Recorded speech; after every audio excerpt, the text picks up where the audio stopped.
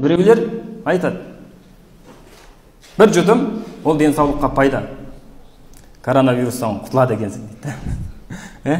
Қандай жолымен келеді да шайтан саған? Өкпең ашылып қалды, оған Құдай кешіреді, оны жазбайды саған. Көріп тұр ғой, сол өлімнен арашалауың керек деген сияқты.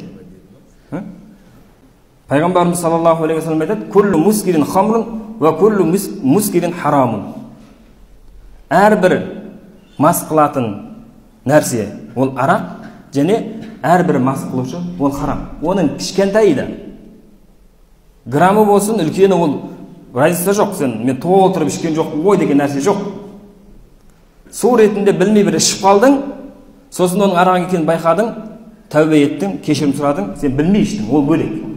Пайғамбарымыз саллаллаху алейхи ва саллям басқа бір хадисте айтады: "Инналлаха лан яджала шифаа уммати фима харрама алейхим."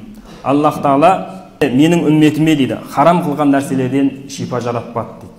Сондықтан шифа екен деп оны қолдану, ішу ол мүлдем дұрыс емес дүние. Спирт ретінде денеңізге жағу ол бөлек дүние. Оған рұқсат етілген, пәтуасы берілген. Ол құлқыңыздан өткізу мен жазыламын ғой деп. Ол үлкен күнәлардың бірі екен.